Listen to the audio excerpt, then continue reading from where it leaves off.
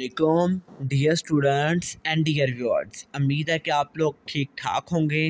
Dear students, आज आप लोगों के साथ में अल्लामा इकबाल ओपन यूनिवर्सिटी का course code 1424 subject name compulsory English 2, ये कोर्स बीए बीकॉम बीएस के सेकंड सेमेस्टर्स के अंदर आप लोगों को पढ़ाया जाता है।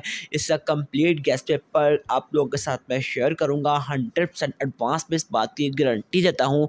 आप लोग बुक को एक साइड पे छोड़ दें, जस्ट इन टॉपिक्स को आप कवर कर लेते हैं तो आपका पेपर 100% गारंटी देता हूँ, आपका पेपर कंप्लीट अटैम्प्ट हो जाएगा। तो dear students and dear viewers, बहुत सारे students Allama Iqbal open university के अंदर स्पेशली इंग्लिश और मैथ से परेशान होते हैं।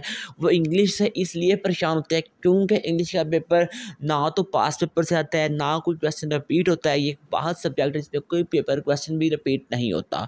तो मतलब ना ही कोई बुक में अंदर सवाल दिए गए हैं, जस्ट बुक के अंदर बेसिक ग्रामर्स दी गई है, कंसेप्ट दिए गए हैं। तो जस्ट पेपर उन्हीं से ही हर साल जो पेपर सेटर होता है वो बनाता है। यानी कि ये बात क्लियर है कि जो पेपर है वो पिछले साल वाला भी नहीं आएगा, कोई सवाल पिछले सालों में से भी नहीं आएगा। ये चीज़ भी क्लियर है। एडवांस के अंदर के पेपर जो है बुक से भी नहीं आएगा। बुक से जस्ट ग्रामर के मतलब पार्ट्स हैं, उनमें से क्वेश्चंस पूछे जाएंगे। जस्ट लाइक जैसे ग्रामर है वो पूछ सकता है, इसको यूज़ करके इसका आंसर दें, इस तरह सवाल पूछ सकता है। इसके अलावा अगर आप बोलें कि एज इट इज़ वहाँ से एक वो क्वेश्चन कॉपी करेगा सेटर जो होगा तो आंसर आप दे देंगे, ये भी बात गलत है। अगर आप असाइनमेंट्स तैयार कर लेते हैं जो आपने लेटेस्ट ट्यूटर को सेंड की होती हैं तो वहाँ से भी इस कोर्स के अंदर पेपर नहीं आता। यानी कि बात करने की ये है, अल्लामा इकबाल के अंदर इंग्लिश का एक वाहिद सब्जेक्ट वो सब्जेक्ट है जिसके अंदर ना तो पास पेपर से सवाल वो उठाता है मोस्टली, ना ही वो सवाल जो है आपके असाइनमेंट से आता है। यानी कि आलमोस्ट बाकी सब्जेक्ट के अंदर 1 से 2 सवाल कम से कम आपकी असाइनमेंट से लाजमी दिए होते हैं। तो बात करने की ये है कि अगर आप जस्ट जो चीज़ें मैं आप लोगों के साथ शेयर करूँगा इनको अगर आप कवर कर लेंगे तो 100% श्योर है कि आपका पेपर अटैम्प्ट हो जाएगा। लेकिन जैसे मैं बताऊँगा वैसे आपने उन चीज़ों को कवर करना है।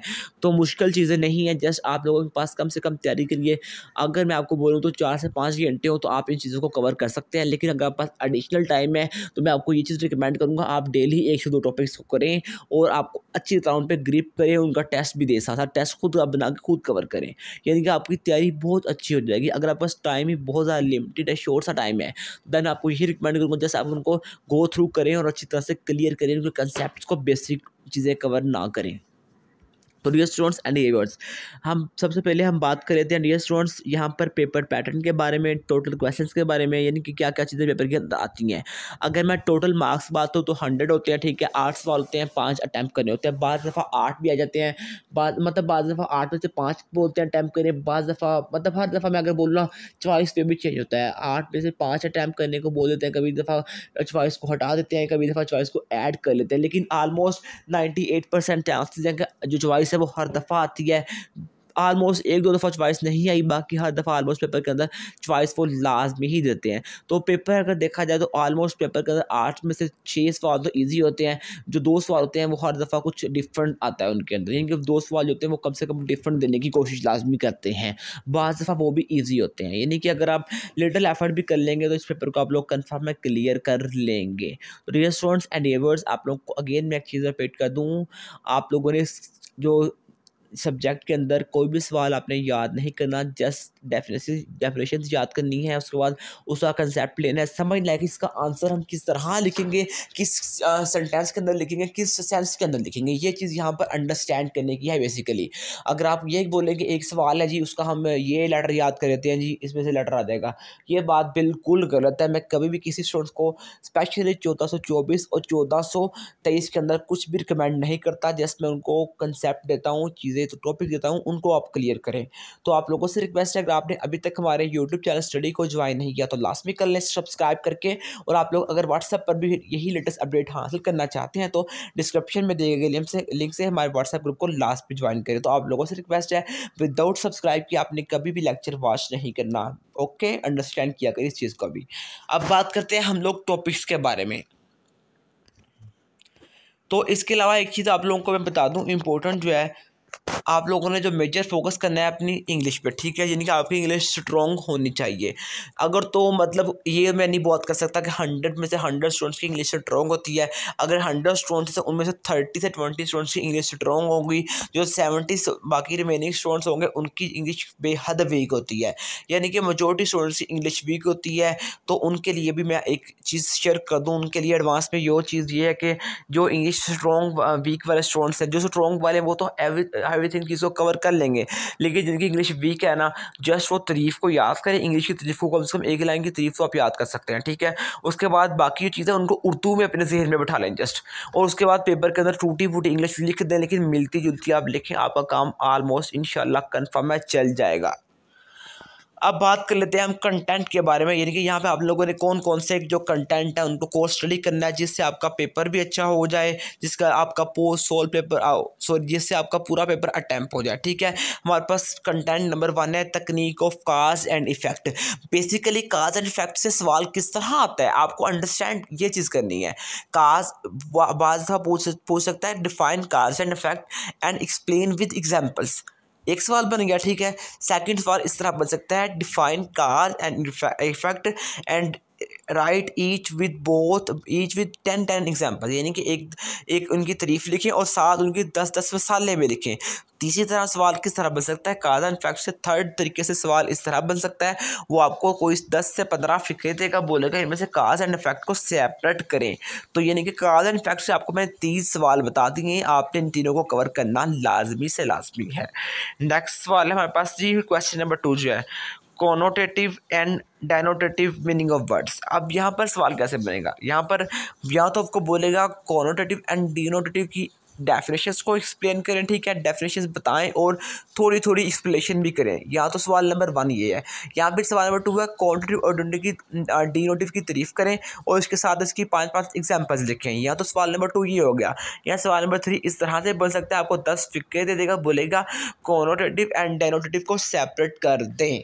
सवाल नंबर 3 है हमारे पास कंपैरिजन एंड कॉन्ट्रास्ट तकनीक। ये भी सवाल as it is cause effect, as it is quantitative, as it is denotative की तरह सेम सवाल है। 3 तरह से ये सवाल बन सकता है, यानी कि 3 तरह से सवाल किस तरह बन सकता है। ये सवाल भी कंपैरिजन एंड कॉन्ट्रास्ट, या तो आपको तारीफ बोलेगा या एक्सप्लेन कर दे या फिर एग्जाम्पल दे देगा, या फिर आपको बोल देगा कुछ सिटीज़ के दरमियान आप कंपैरिजन और कंट्रास्ट को सेपरेट करें, या फिर टीम्स के दरमियान, या फिर प्रोविंसेस के दरमियान, या फिर कंट्रीज़ के दरमियान, या फिर 2 सीज़न के दरमियान। यानी कि आपको यहाँ पर बोल सकता है आप लोग 2 शहरों को लें या लाहौर एंड कराची, उनके कंपैरिजन एंड कंट्रास्ट तकनीक को सेपरेट करके टाइप करें। या फिर 2 टीम्स बोल सकता है, पाकिस्तान इंडिया को लें, उनकी कंपैरिजन एंड कंट्रास्ट तकनीक को सेपरेट करें।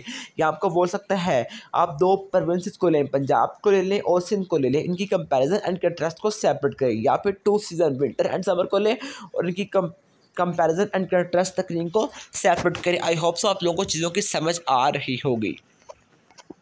उसके बाद हमारे पास नेक्स्ट है जी क्वेश्चन नंबर 4, बोल सकता है इम्प्लाइड मीनिंग, यानी कि इम्प्लाइड मीनिंग को आप एक्सप्लेन करें। यहाँ पे इम्प्लाइड मीनिंग की डेफिनेशन पूछ सकता है, इसकी एक्सप्लेनेशन पूछ सकता है, एग्जाम्पल्स भी पूछ सकता है, ठीक है। उसके बाद क्वेश्चन नंबर 5 है जो कैची न्यूज़ हेडलाइंस। वो आपको बोल सकता है कि आपको मतलब आप हेडलाइंस एक बनाएं। हेडलाइंस आपको पता है क्या होती है, हेडलाइंस ये चीज़ नहीं होती कि आप एक चीज़ है उसको पूरा एक्सप्लेन कर दें। हेडलाइन वो चीज़ होती है जो आप चीज़ एक्सप्लेन करने वाले हैं, उसका आपने शॉर्ट टाइटल आपने बताना है, उसके अंदर ये चीज़ आप बताएंगे। हेडलाइंस के अंदर अगर आपको बोलेगा वो हेडलाइंस क्रिएट करें, तो आप हेडलाइंस अकॉर्डिंग टू आप अर्ली इन द मॉर्निंग से लेकर आप इवनिंग तक क्रिएट कर दें। उसके अंदर आप अपना एयू एग्जाम को भी लिख सकते हैं, उसके आप अंदर करंट सिचुएशन भी लिख सकते हैं, यानी कि आपको थोड़ा बहुत करंट सिचुएशन का आइडिया होगा तो आप हेडलाइंस बना सकते हैं। अगर आपको आइडिया नहीं होगा आप हेडलाइंस नहीं बना सकते। नेक्स्ट क्वेश्चन है जी create a job advertisement for teacher and bank staff. अब ये सवाल समझने वाला है, वो आपको बोल रहा है कि आपने एक एडवर्टाइजमेंट क्रिएट करनी है टीचर्स के लिए या फिर बैंक स्टाफ के लिए। लेट्स सपोज आप एक्सपोज कर लिया, आप स्कूल के प्रिंसिपल है, टीचर है, ये प्रिंसिपल है, ठीक है। वो आपको एक ना स्कूल के अंदर एक फैकल्टी के अंदर आपको एक टीचर चाहिए जिसने BS फिजिक्स की हो, ठीक है। आपको इनके फिजिक्स सब्जेक्ट का टीचर चाहिए, तो आप एडवर्टाइजमेंट में लिखेंगे मुझे इस सब्जेक्ट का टीचर चाहिए, उसका एक्सपीरियंस ये चाहिए, क्वालिफिकेशन ये चाहिए, उसकी एजुकेशन ये चाहिए, सैलरी ये होगी, यानी कि आप सारा कुछ वहाँ पे ऐड लिखेंगे। बेसिकली एडवर्टाइजमेंट यही चीज़ होती है कि आपने आपने मतलब यहाँ आपने स्टार्ट इस तरह करना है कि मैं इस I am the principle of the Punjab college, ठीक है, I need a staff for this post, उस पर डिटेल गिवन बिलो, क्वालिफिकेशन आप सारा कुछ ऐड कर दो, ठीक है, सैलरी पैकेज वगैरह ऐड कर दें। यानी कि आपने एक जो बंदा है ना उसको हायर करना है, ठीक है, सिंपल वर्डिंग में बताऊँ तो उसके लिए आपने एक पोस्ट क्रिएट करनी है, एप्लीकेशन बनानी है। टीचर के लिए, बैंक स्टाफ के लिए, सबके लिए डिटेल्स सेपरेट होगी। आपको स्टाफ वगैरह का आइडिया हो जाएगी, बेसिक ये चीज़ें हैं इनका आपको आइडिया भी होता है। मोस्टली वो बैंक की स्टाफ की ही आपको बोलेगा एप्लीकेशन या एडवर्टाइज क्रिएट करें, ठीक है।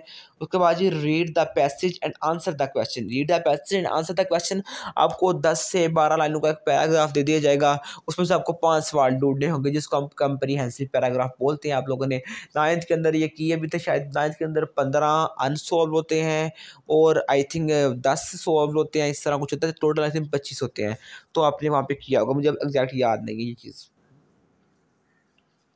उसके बाद हमारे पास नेक्स्ट है जी question, difference between the skimming and scanning. Most important most repeated question है जी difference between skimming and scanning. आपको वो सवाल बोल सकता है स्कीमिंग और स्कैनिंग की तारीफ करें, इनको एक्सप्लेन करें। ये सवाल ऑलमोस्ट पेपर में दे देता है वो सेटर, ठीक है, यानी कि तारीफ करें, एक्सप्लेन करें और इसको साथ ही आप वो को बोल देगा एग्जाम्पल्स भी टाइप करें। यानी कि इसके आपने तारीफ, एक्सप्लेनेशन और एग्जाम्पल्स याद करनी ही करनी है हर साल के अंदर। क्वेश्चन नंबर 9 है जी change form informal into formal sentence. ये चीज़ समझने वाली है, मैं आपको बताऊं तो ये सवाल है भी इंपॉर्टेंट और समझने वाला है। फॉर्मल इनफॉर्मल के अंदर वो आपको या तो फिर बोलेगा फॉर्मल इनफॉर्मल सेंटेंस की तारीफ बताएं, एक सवाल हो गया, तारीफ और एग्जांपल्स। यहाँ फिर सवाल नंबर 2 मोस्टली जो आता है 10 फिक्रे रहेगा, बोलेगा फॉर्मल एंड इनफॉर्मल को सेपरेट कर दो, ठीक है, 10 फिक्रे आ गए हैं उनको सेपरेट करना है। यहाँ बोलेगा फॉर्मल इनफॉर्मल को एग्जाम्पल्स आप टाइप करें 10-10, ठीक है। मोस्टली सवाल वो देता है 10 फिक्रे पेपर के अंदर आ जाते हैं, उनको बोलता है कि फॉर्मल इनफॉर्मल को आप लोग सेपरेट कर दें। यानी कि एक सवाल फॉर्मल इनफॉर्मल मोस्ट इंपॉर्टेंट सवाल है, ठीक है। उसके बाद स्कैमिंग एंड स्कैनिंग इंपॉर्टेंट है, ठीक है, 14 से 24 के एतबार से। 14-24 के अंदर ऐसे भी इंपॉर्टेंट है बहुत ज़्यादा। उसके बाद है जी academic writing, skimming and scanning, वही चीज़ें आप ऐड कर सकते हैं इसके अंदर, ठीक है। उसके बाद है जी 11 सवाल नंबर 11 है जी underline joining and transaction word. यानी कि आपको वो बोलेगा एक फिक्रा दे देगा या वर्ड्स दे देगा, उसको आपको बोलेगा अंडरलाइन करने आपने ज्वाइनिंग जो आप एक चीज़ को जोड़ रहे हैं और ट्रांजिशन वर्ड। अब हमारे पास आता है जी सवाल नंबर 12, मोस्ट इंपॉर्टेंट सवाल है, लेकिन ये सवाल 1423 के अंदर ज़्यादा आता है, 24 के अंदर कभी कभार आता है, लेकिन आप कर लेना। राइट अ लेटर, यानी कि आपको किसी भी टॉपिक पे लेटर दे सकता है, समर वेकेशन पे, डेकोरेशन पे, मनी लेने पे, कुछ भी आधार लेने पे आपको लेटर वो दे सकता है। उसके बाद क्वेश्चन नंबर 13 है राइट अ जॉब एप्लीकेशन। जो एडवर्टाइजमेंट है जॉब है ऑलमोस्ट मिलती ही होती चीज़ें हैं, लेकिन इनमें से एक सवाल अक्सर वो देता है, या तो वो आपको एडवर्टाइजमेंट पोस्ट देगा या फिर जॉब एप्लीकेशन देगा। एप्लीकेशन भी ऑलमोस्ट सेम है, एप्लीकेशन थोड़ा सा वे चेंज होगा। उसके अंदर आप लोगों को जैसे जो एप्लीकेशन होती है उसके अंदर आपको जो चीज़ें हैं जो आपको वो आप बॉक्स की फॉर्म में नहीं ऐड करेंगे, सिंपल आप पैरे की फॉर्म में ऐड कर देंगे। जो एडवर्टाइजमेंट है उसमें आप जो क्वालिफिकेशन है, स्किल्स है, उसको आप एज आ बॉक्स ऐड करेंगे। अब सवाल है जी क्वेश्चन नंबर 14 जो आना ही आना है, कन्फर्म आना ही आना है। 20 नंबर का भी आ सकता है, 10 नंबर का भी आ सकता है, 15 का भी आ सकता है। राइट आ ऐसे। अब ये भी नहीं है कि ऐसे आपको ये आएगा, मैं ये बोल दूँ, ये बात टोटली गलत होगी, ठीक है। मैं इस चीज़ में बिलीव नहीं करता कि स्टूडेंट्स को मैं 5 टॉपिक बता दूँ और वो जस्ट वही याद करके पेपर के अंदर चले जाए। अगर वहाँ से ना आया तो क्या आप, मेरा तो कोई नुकसान नहीं होगा, जस्ट नुकसान तो आप लोगों का होगा। तो इसलिए मैं ऑलवेज स्टूडेंट्स को रिकमेंड करता हूँ ऐसे को इस बेस पे तैयार करें कि आपको हर टॉपिक पे ऐसे लिखना आना चाहिए। यानी कि आपको ऐसे के ऊपर इतनी ग्रिप होनी चाहिए कि आप ऐसे के ऊपर अपनी जो भी ऐसे आपको पेपर साइड टॉपिक दे उसके ऊपर आप लोग दिल भर के दिल खोल के आप लोग उस पर सेल्फ राइटिंग कर सको। ये मेन का मकसद मेन ये है कि ऐसे के अंदर सिर्फ और सिर्फ आप लोगों की सेल्फ राइटिंग ही काम आती है। तो ऐसे के अंदर आप लोग को वो ख़ास ये नहीं बोलेगा इस टेंस के अंदर ऐसे लिखें, जैसे आपको बोल देगा माई हॉबी पे, माई कोर्टसी पे, माई क्रिकेट मैच पे, स्कूल डे पे, last date university, last date college, किसी टॉपिक पे आपको लेटर बोल देगा। उस पर आप जिस तरह आपका दिल किया, जहाँ दिल किया वहाँ बात शुरू कर दी, जो दिल किया रिपीट कर दो यार। सिंपल आप बस 4 से 5 पेज का ऐसे लिख दो, लिखना ही पड़ता है, ऐसे कन्फर्म आता है, ऐसे आता ही आता है, हर हाल के अंदर आपको याद करना ही पड़ेगा। याद तो नहीं बोलूँगा मैं, जस्ट आप कोई भी रैंडमली आप गूगल से, चैट जीपीटी से आप बोल रहे हैं मुझे ऐसे टॉपिक्स दें, उन पे आप अपनी सेल्फ राइटिंग करके देखें। अगर आप लिख सकते हैं तो वेल एंड गुड है, अगर नहीं लिख सकते तो फिर भी आपको लिखना ही पड़ेगा। जिस तरह आपको पॉसिबल आप लिख दें। फर्दर अपडेट के लिए रिक्वेस्ट है, चैनल को सब्सक्राइब कर लें, यूट्यूब चैनल को सब्सक्राइब कर दें, व्हाट्सएप ग्रुप को ज्वाइन कर लें। ओ सॉरी यार, सॉरी, रुक जाओ। अभी तो 2-3 टॉपिक्स रहते हैं, वो मुझे मिस्टेक हो गई थी, मैंने कहा था शायद टॉपिक्स एंड हो गए। तो डायलॉग तो वैसे नहीं आता, चलो उसके अंदर इसको आप स्किप कर दें। यहाँ पे कुछ ऐसे को टॉपिक्स दिए हैं, आप उनको देख सकते हैं। पोल्यूशन है, अर्बन लाइफ है, विंटर सीजन है, प्रिंट मीडिया है, दैट्स द बेस्ट प्लेस। ठीक है, उसके बाद है जी सोलह हमारे पास है, right a paragraph using the technique of classification, यानी कि आपने एक पैराग्राफ लिखना है यूजिंग टेक्निक ऑफ क्लासिफिकेशन, यानी कि आपने एक पैराग्राफ लिखना है डेली रूटीन के ऊपर, लाइफ ऑफ लेट्स के ऊपर, trip to northern areas Pakistan, your life, यानी कि आपने एक पैराग्राफ लिखना है, उसके अंदर आपने ईच एक्सप्लेन करना है आप यहाँ पर कहाँ कैसे गए थे, क्या किया क्या किया। यानी कि यार सिंपल आपने ना, लेट्स सपोज आप मरी चले जाते हैं, आपने सारा अपने घर से लेके वहाँ तक का सारा हाल हवाल बयान करना है, इसको हम बोलते हैं पैराग्राफ राइटिंग। पैराग्राफ राइटिंग, ऐसे राइटिंग, ठीक है, 2 सवाल हो गए, उसके बाद स्कैनिंग, उसके बाद फॉर्मल इनफॉर्मल होगा, उसके बाद होगा डी कंप्रीहेंसिव पैराग्राफ। इन 5 में से 3-4 सवाल हर दफ़ा वो देता है। तो फर्दर अपडेट की रिक्वेस्ट है, सब्सक्राइब कर लें।